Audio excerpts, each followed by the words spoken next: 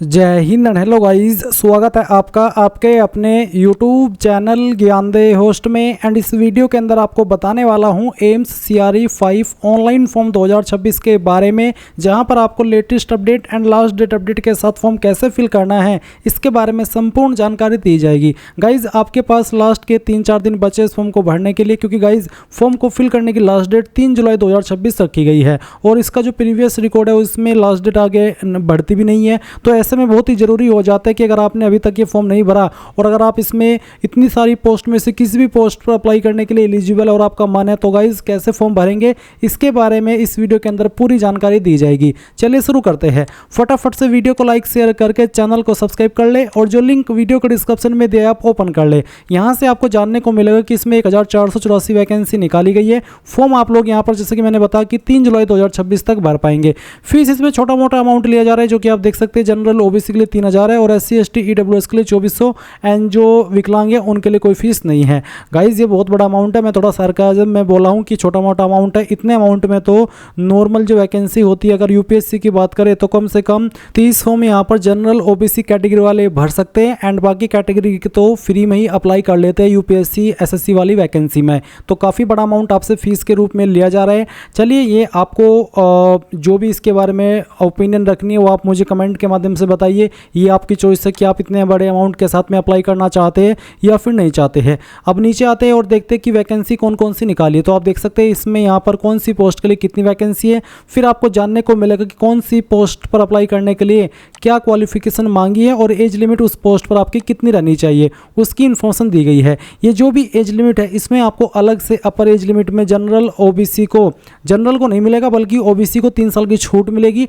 And SC ST को 5 साल की छूट दी जाएगी। फिर आप देखेंगे सिलेक्शन प्रोसेस क्या है, इसमें किस तरह से आपका सिलेक्शन किया जाएगा उसकी जानकारी दी गई है एंड जो बाकी की इंपॉर्टेंट डेट्स है वो भी आप यहाँ पर देख सकते हैं। तो सभी जानकारी जानने के बाद अगर आप इसमें एलिजिबल है किसी भी पोस्ट पर अप्लाई करने के लिए तो आप कैसे फॉर्म भरेंगे वो जान लीजिए। तो आप इंपॉर्टेंट लिंक के सेक्शन में आएंगे और अप्लाई ऑनलाइन लिंक ओपन करेंगे। अब गाइज आपके सामने यहाँ पर ये वाला पोर्टल आ जाएगा जहाँ से आपको अप्लाई करना है। मैं आपको बता दूं कि अगर आपने इस पोर्टल का इस्तेमाल करके पहले भी कोई फॉर्म भरा है, चाहे वो CRE का हो या फिर कोई अन्य फॉर्म, तो आपका यहाँ पर अकाउंट बना हुआ है। आप नया अकाउंट क्रिएट नहीं कर पाएंगे, क्योंकि वहाँ पर जब आप ईमेल ID और नंबर डालेंगे तो ये बोलेंगे कि आपका अकाउंट पहले से क्रिएट है, आप उसको लॉगिन कीजिए। तो ये इन्फॉर्मेशन उसी के लिए पहले दी जा रही है। तो अगर आपका पहले से अकाउंट बना हुआ है, आप लॉगिन टू अप्लाई इसके ऊपर क्लिक करेंगे और यहाँ पर आपकी कैंडिडेट ID या फिर जो नंबर आपने रजिस्टर किया था वो डालेंगे, अपना पासवर्ड डालेंगे जो आपने बनाया था और लॉगिन के ऊपर क्लिक करके लॉगिन कर लेंगे। एंड अगर आप पासवर्ड भूल चुके हैं, आप पहले से रजिस्टर्ड है बट पासवर्ड याद नहीं है,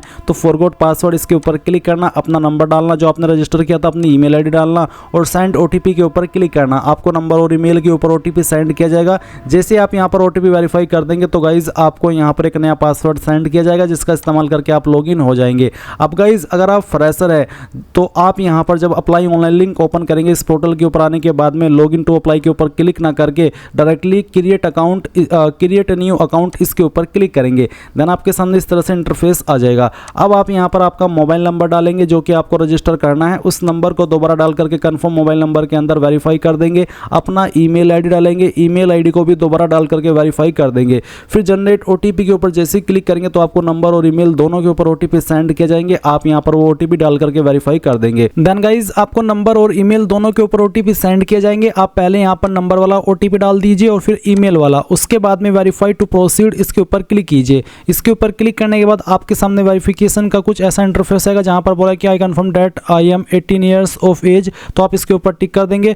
फिर आपको बोला कि वेरिफिकेशन थ्रू डिजिलॉकर, आप अब इसके ऊपर क्लिक करेंगे। इसके ऊपर क्लिक करने के बाद में यहाँ पर आपको डिजिलॉकर की वेबसाइट के ऊपर ट्रांसफर किया जाएगा। आप यहाँ पर देख सकते हैं कि आप क्या करेंगे। पहले आप डिजिलॉकर की वेबसाइट के ऊपर लॉगिन होंगे, फिर यहाँ पर आपको OTP होगा लॉगिन होते समय, क्योंकि जब आप उसमें डिटेल डाल करके आगे बढ़ेंगे तो OTP सेंड किया जाता है। फिर आप अपना कंसेंट देंगे और उसके बाद में आपका जो डिटेल्स है वो यहाँ पर शेयर हो जाएगी। इसके बाद आप यहाँ पर क्या करेंगे, स्टार्ट वेरिफिकेशन, यानी कि जो ये प्रोसेस है अब इनको पूरा कीजिए। क्या करेंगे, सबसे पहले आपको साइन अप करने को बोला है तो आप यहाँ पर आपका जो आधार नंबर है वो डालिए और नेक्स्ट के ऊपर क्लिक कीजिए। नेक्स्ट के ऊपर क्लिक करने के बाद गाइज जो नंबर आपका आधार कार्ड के साथ में लिंक है उसके ऊपर एक OTP गया होगा, वो OTP यहाँ पर डाल दीजिए और फिर सबमिट कर दीजिए। सबमिट करने के बाद में यहाँ पर गाइज आपका जो आधार ऑथेंटिकेशन है यानी कि जो आधार वेरिफिकेशन है वो हो जाएगा। अब आप देख लीजिए यहाँ पर बोला please enter your 6 digit security pin to sign in, यानी कि साइन इन करने के लिए आपको यहाँ पर आपका 6 डिजिट का सिक्योरिटी पिन डालना है। अगर आपका पहले से अकाउंट बना हुआ है तो आपको यहाँ पर 6 डिजिट का सिक्योरिटी पिन देना होगा जो आपने बनाया था अकाउंट क्रिएट करते समय। और अगर आप पहले से इस डिजिलॉकर की वेबसाइट के ऊपर अकाउंट क्रिएट नहीं किए हो तो आप यहाँ पर अपना 6 डिजिट का जो पिन है वो बना लेंगे। और अगर आप ये पिन भूल चुके हैं तो आप फॉरगॉट माई पिन इसके ऊपर क्लिक करके इसको फॉरगेट भी कर सकते हैं। तो यहाँ पर अपना पिन डालिए और डन के ऊपर क्लिक कीजिए। इसके बाद गाइज आपके सामने यहाँ पर इस तरह से आ जाएगी इन्फॉर्मेशन, जैसे कि आप देख सकते हैं। आप यहाँ पर क्या करेंगे, सिलेक्ट ऑल इसके ऊपर क्लिक कर देंगे। इसके ऊपर क्लिक करने के बाद आप यहाँ से अलाउ कर देंगे और इसके बाद फिर गाइज आप यहाँ पर देखेंगे कि जो आपकी डिटेल्स है वो आपने डिजिलॉकर के माध्यम से फैच करा दी है। अब आपको इसी वेबसाइट के ऊपर डायरेक्ट किया जाएगा जहाँ से आपने फॉर्म फिल करना स्टार्ट किया था। तो आप देख लीजिए वेरिफिकेशन इज अंडर प्रोसेसिंग, तो थोड़ा सा वेट कर लेना। डिजिलॉकर का जो वेरिफिकेशन है वो हो चुका है। अब आप यहाँ पर देखेंगे कैंडिडेट वेरीफाइड सक्सेसफुली। अब आपको कंटिन्यू के ऊपर क्लिक करना है। कंटिन्यू के ऊपर क्लिक करने के बाद यहाँ पर आपके सामने इस तरह का इंटरफेस आ चुका है।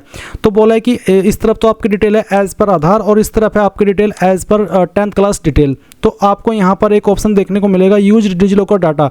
अगर आप डिजिलॉकर डाटा को यूज करना चाहते तो आप इसके ऊपर टिक कर देंगे। अगर आप डिजिलॉकर डाटा को यूज नहीं करना चाहते तो इसको अनटिक करके आप यहाँ पर इस तरफ 10th के सर्टिफिकेट के अकॉर्डिंग अपनी इन्फॉर्मेशन भरेंगे, क्योंकि जो लेफ्ट साइड में इन्फॉर्मेशन है वो आपकी आधार के अकॉर्डिंग है। तो गाइज ये चीज़ आपको देखनी है कि आपकी आधार की इन्फॉर्मेशन और जो 10th की इन्फॉर्मेशन है वो सेम है या नहीं है। और ये भी आपको डिसाइड करना होगा कि आप यहाँ पर जो आपकी आधार के अंदर इन्फॉर्मेशन है क्या वही यूज करना चाहते हैं या फिर आप अलग से भरना चाहते हैं। अगर आप भरना चाहते हैं आधार के अकॉर्डिंग तो आप यूज डिजिलॉकर डाटा इसके ऊपर क्लिक कर देंगे, फिर आपको इन्फॉर्मेशन भरने की आवश्यकता नहीं पड़ेगी। और अगर आप डिजिलॉकर डाटा यूज नहीं करना चाहते, अलग से अपना इन्फॉर्मेशन 10th के सर्टिफिकेट के अकॉर्डिंग भरना चाहते हैं क्योंकि उसके अंदर अलग है, तो आपका यहाँ पर जो भी फुल नेम है वो आपको एंटर कर देना है। इसके बाद में आप यहाँ पर फादर नेम डालेंगे, अपना जेंडर सेलेक्ट कर लेंगे, फिर आपके डेट ऑफ बर्थ यहाँ पर सेलेक्ट करेंगे, फिर मैरिटल स्टेटस बताएंगे, मैरिड हो अनमैरिड हो जो भी है वो आप टिक कर देंगे और कंटिन्यू के ऊपर क्लिक करेंगे। इसके बाद आप यहाँ पर देखेंगे क्रिएट योर पासवर्ड। तो आपको यहाँ पर एक अपनी मर्जी से पासवर्ड बना लेना है। पासवर्ड आपका कैसा उसका आप डेमो देख लीजिए।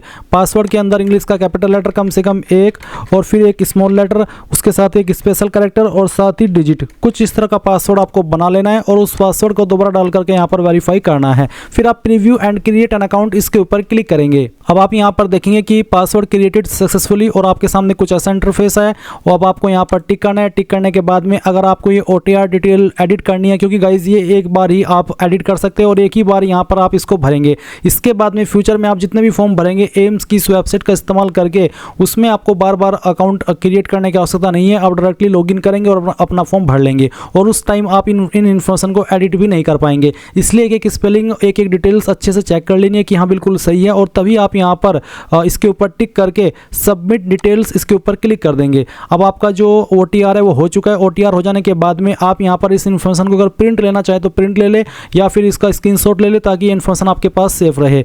अब आपको यहाँ पर लॉगिन टू अप्लाई इसके ऊपर क्लिक करना है। देन यहाँ पर जो आपका रजिस्टर्ड नंबर है वो डालिए, अपना पासवर्ड डालिए जो आपने बनाया और लॉगिन के ऊपर क्लिक कीजिए। इसके बाद गाइज आपके सामने यहाँ पर आपका इस तरह का इंटरफेस आएगा जैसे कि आप वीडियो में देख सकते हैं। अभी आपको अप्लाई करने के लिए ऐड न्यू एप्लीकेशन इसके ऊपर क्लिक करना है। इसके ऊपर क्लिक करने के बाद में आपको यहाँ पर पोस्ट अप्लाइड फॉर में सिलेक्ट करना है कि आपको किस पोस्ट पर अप्लाई करना है। यहाँ पर सभी पोस्ट दी गई है, आपको जिस पोस्ट पर अप्लाई करना है उस पर अप्लाई कर सकते हैं। एंड अगर आप मल्टीपल पोस्ट पर अप्लाई करना चाहे तो आप वो भी कर सकते हैं, बट वो आपको जैसे कि अभी मैं अप्लाई करके दिखा रहा हूँ, पहले आपको एक पोस्ट पर अप्लाई करना होगा, उसके बाद में सेम इंटरफेस या फिर सेम प्रोसेस फॉलो करना है। बस हाँ, आपको दूसरी बार में रजिस्ट्रेशन करने की आवश्यकता नहीं है क्योंकि आपने OTR कर लिया। उसके बाद डायरेक्टली आप ऐड न्यू एप्लीकेशन के ऊपर क्लिक करके दोबारा जिस पोस्ट पर अप्लाई करना चाहे कर सकते हैं। तो यहाँ पर आप कोई भी एक पोस्ट सिलेक्ट कर लीजिए आपकी चॉइस के अकॉर्डिंग। जो भी पोस्ट आप सिलेक्ट करेंगे आप देखेंगे कि वो पोस्ट कहाँ पर है और उस पर अप्लाई करने के लिए क्या क्वालिफिकेशन चाहिए और एज लिमिट क्या है। जैसे कि मैं यहाँ पर ये वाली पोस्ट सिलेक्ट करता हूँ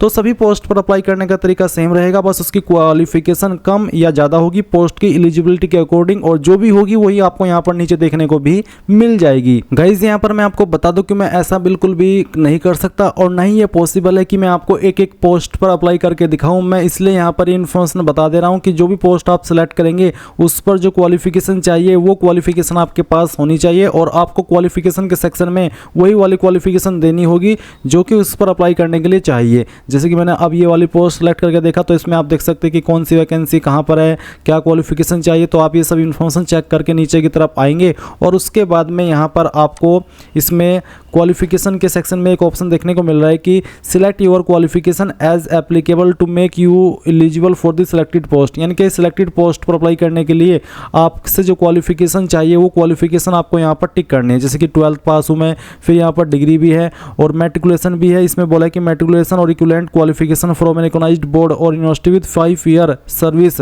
रेगुलर और ad hoc as lower division clerk. तो आपके पास इनमें से क्या क्या है वो आपको सिलेक्ट कर लेना। अगर आपके पास तीनों है तो आप तीनों सेलेक्ट कर सकते हैं। अगर आपके पास इनमें से कोई 2 क्वालिफिकेशन है तो वो भी आप सिलेक्ट कर सकते हैं, क्योंकि आप उससे भी अप्लाई करने के लिए एलिजिबल है। फिर यहाँ पर आपका फादर नेम है, मदर नेम है, आपसे आपका जेंडर पूछा है, फिर आपसे यहाँ पर पूछा कि क्या आप PWBD कैटेगरी यानी कि person with benchmark disability category से आते हैं। अगर हाँ तो आपको यस कर देना है। उसके बाद में यहाँ पर टिक करके कंफर्म कर देना है। एंड फिर यहाँ पर पूछा है कि which facility do you require to appear in the exam. तो यहाँ पर गाइज ये मैंने विकलांग वाला ऑप्शन सेलेक्ट किया। अगर आप विकलांग नहीं है तो आप इसको नो कर देंगे और इन ऑप्शन को भी या फिर इन सवालों को भी इग्नोर कर देंगे और वीडियो को आगे बढ़ा देंगे। उसके बाद में अगर आप मान लीजिए विकलांग है तो आपको बताना कि आपकी विकलांगता की परसेंटेज कितनी है, फिर आपकी PWD कैटेगरी कौन सी है वो आपको यहाँ पर सेलेक्ट कर लेनी है, फिर उसकी सब कैटेगरी कौन सी है वो आपको सेलेक्ट कर लेना है। उसके बाद में यहाँ पर गाइज आपको यहाँ पर ये सिलेक्ट कर लेना है कि कौन सी आपकी कैटेगरी है ये सब। फिर आपको अंडरटेकिंग के ऊपर टिक करना है। एंड देन यहाँ पर जो सभी कैंडिडेट को इन्फॉर्मेशन देनी है वो है कैटेगरी का ऑप्शन। तो आपकी कास्ट कैटेगरी क्या है, जनरल हो, OBC हो, SC ST या फिर विकलांग, जो भी है वो आपको यहाँ पर सिलेक्ट कर लेना है। जैसे कि अगर OBC है तो आपको बताना है कि कैटेगरी सर्टिफिकेट कब इशू हुआ था। तो गाइज मैं आपको बता दूँ कि जो आपका कैटेगरी सर्टिफिकेट है वो आपका सेंट्रल का बना होना चाहिए, क्योंकि ये सेंट्रल गवर्नमेंट की वैकेंसी है। इसके बाद में आप यहाँ पर देखेंगे I do not have valid OBC certificate of the given date. अगर आपके पास वैलिड OBC सर्टिफिकेट नहीं है तो आप यहाँ पर टिक करेंगे। एंड यहाँ पर टिक करने के बाद में आपको यहाँ पर नीचे बोला है select issue date of acknowledgement slip, यानी कि जो आपका कैटेगरी सर्टिफिकेट है वो आपने जब बनना दिया था, जो एक्नॉलेजमेंट स्लिप है या फिर जो रिन्यूअल की स्लिप है उसकी डिटेल आपको देनी होगी, कब आपका वो इशू हुआ था और वो अपलोड भी करना होगा। यानी कि आपके पास होना ही चाहिए, तो आपने बनवाना दिया हो या फिर ऑलरेडी आपके पास हो। अगर ऑलरेडी आपके पास है तो अच्छी बात है, या फिर उसको बनवा लेना है। और उसके बाद में यहाँ पर जो कैटेगरी सर्टिफिकेट है वो भी आपको अपलोड करना है। फिर यहाँ पर गाइज आपको ये भी बोला है कि जो आप अपलोड करेंगे सर्टिफिकेट वो PDF के फॉर्मेट में हो और 2 MB से ज़्यादा साइज नहीं होना चाहिए। अब अगर ये इमेज में है तो आप उसको PDF में कैसे बनाएंगे जान लें। गूगल के अंदर सर्च करना इमेज टू PDF और ये जो पहले वाली वेबसाइट है ये ओपन करना। सिलेक्ट JPG इमेज के ऊपर क्लिक करके कोई भी जो आपका इमेज है कैटेगरी सर्टिफिकेट का वो सिलेक्ट करेंगे। कन्वर्ट टू PDF के ऊपर क्लिक करिए, एक सिंगल क्लिक के अंदर ये फाइल आपकी PDF के अंदर बन जाएगी। फिर आप यहाँ पर इसके ऊपर क्लिक करेंगे एंड देन गाइज जो भी आपका कैटेगरी सर्टिफिकेट है वो फाइल आपको यहाँ पर सेलेक्ट कर लेनी है। चलिए मैं इसको सेलेक्ट करता हूँ, ओपन करता हूँ और इस तरह से आपकी जो फाइल है वो यहाँ पर अपलोड हो जाएगी। उसके बाद यहाँ पर आपके सामने नेशनलिटी का ऑप्शन आएगा, आप इसमें इंडियन सेलेक्ट कर लेंगे। फिर स्टेट ऑफ डोमिसाइल की कौन सी स्टेट के निवासी है वो सिलेक्ट करना होगा। ID प्रूफ में आपको एक ID सेलेक्ट कर लेना और जो भी ID आप सेलेक्ट करते हैं वो आपको ID नंबर में उसका नंबर डाल देना है। फिर पूछा कि क्या आप एक सर्विसमैन है, commission officer including ECO SSCOs, अगर हाँ तो यस, नहीं तो नो करना है। फिर क्या आप एक रेगुलर गवर्नमेंट सर्वेंट है, अगर हाँ तो यस, नहीं तो यहाँ पर भी आपको नो कर देना है। फिर क्या आप एक एम्प्लॉय है जो कि पार्टिसिपेटिंग एम्स इंस्टीट्यूट के हैं, अगर हाँ तो यस, नहीं तो आपको नो करना है। फिर मैरिटल स्टेटस बताना, मैरिड या अनमैरिड। फिर पूछा कि क्या आप जो जम्मू एंड कश्मीर है उसमें उसके निवासी थे, ऑर्डिनरी यानी कि साधारणता या फिर शुरुआत से, अगर हाँ तो यस, नहीं तो आपको नो करना है। इसके बाद are you service clerks in the last year of their colour service in the arm force, अगर आप ऐसे कैंडिडेट है तो यस, नहीं तो आपको नो कर देना है। फिर पूछा कि are you defence personnel disabled, यानी कि क्या आप एक डिफेंस पर्सनल है जो कि डिसेबल्ड हुए थे जब आप उनका कोई ऑपरेशन था उसमें, या फिर वो उनकी वहाँ पर वे शहीद हुए थे, अगर आप ऐसे कैंडिडेट है तो यस, नहीं तो आपको नो कर देना है। डेट ऑफ बर्थ यहाँ पर है। फिर आपका जो भी परमानेंट एड्रेस है वो आपको यहाँ पर फिल करना होगा। तो पहले आप कंट्री सेलेक्ट कर लेंगे, उसके बाद में आपकी स्टेट के बाद में आप यहाँ पर आपकी सिटी सेलेक्ट कर लेंगे, फिर अपना पिन कोड डालेंगे और जो भी आपका एड्रेस है कंप्लीट एड्रेस आप एड्रेस के सेक्शन में डाल देंगे। फिर नीचे एक लाइन है कि click here if postal address is same as field permanent address, यानी कि अगर आपका जो प्रेजेंट एड्रेस है और जो परमानेंट एड्रेस है वो सेम है तो आप इस बॉक्स को टिक कर देंगे। अगर अलग अलग है तो अनटिक करके अलग से अपना नीचे पोस्टल एड्रेस यानी कि प्रेजेंट करंट एड्रेस फिल कर देंगे। फिर आपको सेव एंड नेक्स्ट के ऊपर क्लिक करना है। अब गाइज आपके सामने एजुकेशनल क्वालिफिकेशन का सेक्शन आ चुका है। तो यहाँ पर गाइज आपको एक एक करके अपनी इन्फॉर्मेशन फिल करनी है। जैसे कि सबसे पहले यहाँ पर आपको 10th की इन्फॉर्मेशन देनी है। तो आपको नेम ऑफ डिग्री बोर्ड के अंदर इसमें अपनी क्वालिफिकेशन का जो नाम है वो एंटर कर देना है। जैसे कि चलिए मैं यहाँ पर 10th लिख देता हूँ। ये लिखने के बाद में आप यहाँ पर बताएंगे सब्जेक्ट, डिसिप्लिन, टाइटल। आप चाहे तो सब्जेक्ट के अंदर 10वीं के जो भी सब्जेक्ट थे एक एक करके सभी सब्जेक्ट के नाम दे सकते हैं। जैसे कि मैं आपको यहाँ पर टाइप करके दिखा दे रहा हूँ। मैं यहाँ पर ये सब टाइप कर रहा हूँ। ये मैंने 3 सब्जेक्ट का नाम लिखे हैं डेमो के लिए। आप यहाँ पर आपके जो 5 या फिर 6 जो भी सब्जेक्ट थे, ऐसा नहीं कि बेस्ट ऑफ 5 देना है, सभी सब्जेक्ट देना है जो भी आपके 10वीं के सर्टिफिकेट में मेंशन है। उसके बाद में बताना है कि आपने कौन से बोर्ड के द्वारा आपकी 10वीं पास की है। फिर आप यहाँ पर बताएंगे palace of university institute college board. तो मेरा यूपी बोर्ड है, तो मैं यहाँ पर चलिए यूपी लिख देता हूँ। और इसमें होता है यूपी प्रयागराज या फिर यूपी इलाहाबाद। और उसके बाद में पहले मैं ये लिख देता हूँ। ये लिखने के बाद में मैंने यहाँ पर आपको बताना है यहाँ पर डेट ऑफ पासिंग, यानी कि किस डेट में आपने आपकी क्वालिफिकेशन पास कर ली थी, आपका ईयर, फिर आपका मंथ, और उसके बाद में इस तरह से आपका जो भी डे है जिसमें आपने पास की थी वो आप सिलेक्ट कर लेंगे। फिर आएगा ऑब्टेन परसेंटेज, कितनी परसेंटेज आपको आई थी वो आप यहाँ पर डाल देंगे। अगर आपके नंबर CGPA के अंदर है तो आप उनको परसेंटेज के अंदर कन्वर्ट करके फिल करेंगे। अब बहुत सारे कैंडिडेट ऐसे होंगे जो कि ये कहेंगे कि सर मेरा जो बोर्ड है वो CBSE बोर्ड है। तो आपको गाइज यहाँ पर पैलेस ऑफ यूनिवर्सिटी इंस्टीट्यूट या फिर कॉलेज या फिर बोर्ड, क्योंकि मैं यहाँ पर सभी में बोर्ड के अकॉर्डिंग इन्फॉर्मेशन दे रहा हूँ, तो मैंने यहाँ पर बोर्ड लिखा है यूपी इलाहाबाद। या फिर आप बोर्ड के जो आपका पैलेस है वो लिखेंगे। जैसे कि CBSE बोर्ड है तो CBSE बोर्ड में सिंपली आपको यहाँ पर दिल्ली लिख देना है, क्योंकि CBSE बोर्ड होता है दिल्ली में।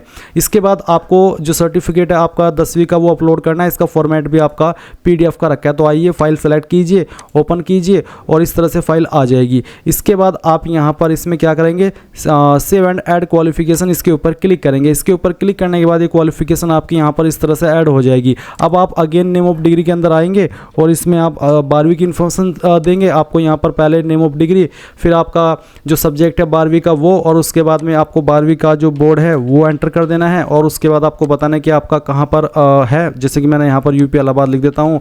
और उसके बाद में आप यहाँ पर डेट ऑफ पासिंग देंगे आपके सर्टिफिकेट के अकॉर्डिंग, जो भी आपकी सर्टिफिकेट के ऊपर मेंशन है इस तरह से। और फिर आपको यहाँ पर जो आपकी परसेंटेज है वो भी एंटर कर देनी है। एंड देन अगेन आपको यहाँ पर सेव एंड नेक्स्ट के ऊपर माफ़ी चाहूँगा, सेव एंड ऐड क्वालिफिकेशन के ऊपर क्लिक करना है। अब क्योंकि ये फॉर्म मैं डेमो के लिए भरा हूँ तो मैं यहाँ पर रैंडम इन्फॉर्मेशन आपको फिल करके दिखा रहा हूँ ताकि आपको समझ आ सके और आप अपनी क्वालिफिकेशन की जानकारी यहाँ पर इस तरह से भर सके। मैं इसको सिलेक्ट करता हूँ, फाइल अपलोड हो चुकी है। अब मैं यहाँ पर सेव एंड ऐड क्वालिफिकेशन के ऊपर क्लिक करता हूँ तो ये जानकारी भी आ चुकी है। अब इसके बाद में मान लीजिए आपने कोई डिप्लोमा किया है, कोई डिग्री की है, तो आप यहाँ पर उस डिप्लोमा का या डिग्री का नाम लिखेंगे, उसका जो डिसिप्लिन है, जो टाइटल है या फिर जो सब्जेक्ट है वो डालेंगे, और वो आपने किस इंस्टीट्यूट से किया है या फिर कौन से डिग्री कॉलेज से किया है उसका नाम आप यहाँ पर यूनिवर्सिटी इंस्टीट्यूट कॉलेज बोर्ड के अंदर डाल देंगे। फिर जो आपकी यूनिवर्सिटी है या आपकी जो इंस्टीट्यूट है वो कहाँ पर स्थित है उस पैलेस का नाम डालेंगे, डेट ऑफ पासिंग और आपकी परसेंटेज, और फिर उसका जो सर्टिफिकेट है वो अपलोड करेंगे। And then save and add qualification के ऊपर क्लिक कर देंगे। तो यहाँ पर मैंने 3 क्वालिफिकेशन इस तरह से फिल कर लिए। आप जितनी चाहे जो भी आपके पास क्वालिफिकेशन है उसकी इन्फॉर्मेशन यहाँ पर इस तरीके से भर सकते हैं। और फिर आपको यहाँ पर रजिस्ट्रेशन डिटेल का एक सेक्शन देखने को मिलेगा जहाँ पर पूछा है कि do you have relevant registration in respective relevant body as per advertisement of the selected group. अगर आप ऐसी पोस्ट पर अप्लाई करें जिस पर आपसे रजिस्ट्रेशन मांगे तो आप यहाँ पर यस करेंगे। यस करने के बाद में रजिस्टर्ड एज GNM या फिर मिडवाइफ जो भी है वो आप यहाँ पर एंटर कर देंगे। आपका रजिस्ट्रेशन नंबर किस स्टेट में रजिस्टर्ड हुए वो स्टेट सेलेक्ट करनी होगी। इशू डेट ऑफ रजिस्ट्रेशन, किस डेट में आपका सर्टिफिकेट या फिर रजिस्ट्रेशन इशू हुआ था वो डेट, एंड रजिस्ट्रेशन अथॉरिटी कौन सी है उसका नाम लिखेना, और जो सर्टिफिकेट आपका वो भी अपलोड कर देना। बट अगर आप ऐसी पोस्ट पर अप्लाई करें जिस पर ये रजिस्ट्रेशन कंपलसरी रूप में नहीं मांगा तो आप इसमें नो कर देंगे। और फिर यहाँ पर सेव एंड नेक्स्ट के ऊपर क्लिक करके कंफर्म के ऊपर क्लिक करेंगे। फिर एक्सपीरियंस डिटेल है, अगर आप ऐसी पोस्ट पर अप्लाई करें जिस पर एक्सपीरियंस मांगे तो आप इस वाले सवाल में यस करके अपने एक्सपीरियंस का इन्फॉर्मेशन देंगे, जिसमें कि ऑर्गेनाइजेशन नेम के अंदर बताएंगे कौन से हॉस्पिटल या फिर किस ऑर्गेनाइजेशन से आपने एक्सपीरियंस प्राप्त किया है, किस पोस्ट पर आकर के आपने जो एक्सपीरियंस प्राप्त किया है वो आपको पोजीशन हेल्ड में लिखना है। एम्प्लॉय टाइप क्या था, रेगुलर थे, on contract, temporary, ad hoc, start date क्या थी आपकी वर्क की, और फिर उसके बाद में करंटली आप वर्क कर रहे हैं तो इसमें आपको क्या करना है बेसिकली इसमें नो करना है, और नो करने के बाद में जब तक आपने जॉब की थी वो डेट सेलेक्ट कर लेंगे, and their nature of duties, किस तरह का आप काम करते थे उसके बारे में थोड़ा सा बताएंगे लिख करके, और अपना जो एक्सपीरियंस सर्टिफिकेट है वो भी अपलोड कर देंगे।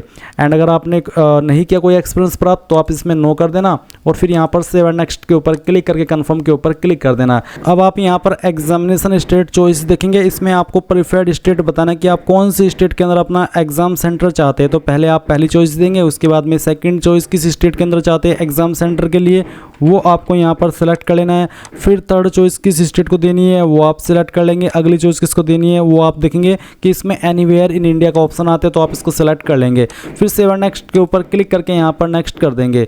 इसके बाद आता है सर्टिफिकेट। इसमें गाइज आपको नो ऑब्जेक्शन सर्टिफिकेट मांगा है। अगर आप इस कहीं पर जॉब कर रहे हैं, आपने एक्सपीरियंस वाले ऑप्शन में यस किया है, तो आप यहाँ पर जो सर्टिफिकेट है नो ऑब्जेक्शन का तो वो आप अपलोड करेंगे। ये नो ऑब्जेक्शन सर्टिफिकेट होता है कि जिस डिपार्टमेंट के अंदर आप ऑलरेडी काम कर रहे हैं वो आपसे कह रहा है कि आप हमारी तरफ से कहीं पर भी अप्लाई कर लीजिए, हमें कोई ऑब्जेक्शन नहीं है, इसलिए नो ऑब्जेक्शन सर्टिफिकेट मांगा जाता है।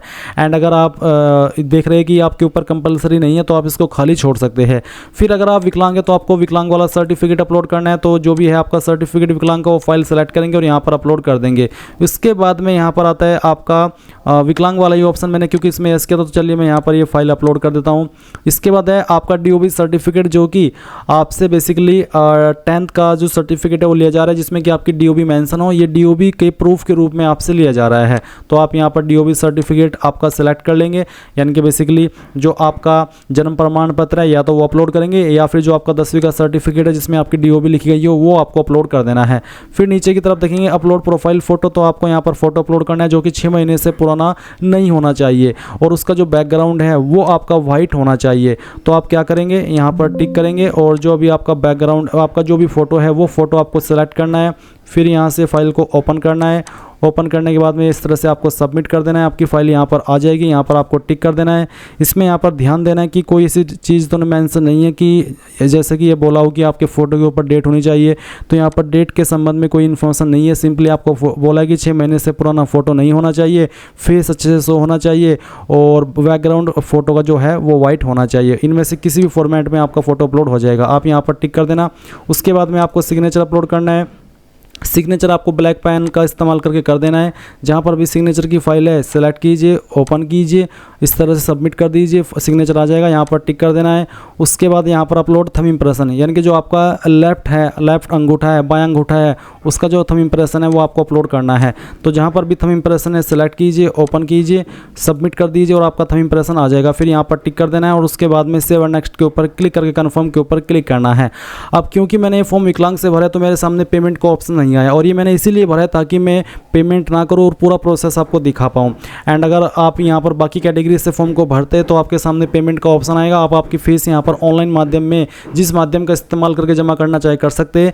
जैसे ही आप यहाँ पर फीस जमा कर देंगे तो गाइज़ आपको यहाँ पर इस तरह का इंटरफेस देखने को मिलेगा। अब आप सेव एंड रिव्यू इसके ऊपर क्लिक करके कन्फर्म के ऊपर क्लिक करेंगे। जो भी जानकारी आपने अभी तक भरी है वो सभी आपके सामने है। अगर आपको लग रहा है कि कोई जानकारी गलत हो गई है तो आप एडिट एप्लीकेशन के ऊपर क्लिक करके उसको एडिट कर लेना, नहीं तो आप यहाँ पर टिक करेंगे, जैसे कि मैं आपको टिक करके दिखा रहा हूँ। फिर आप यहाँ पर सबमिट कर देंगे।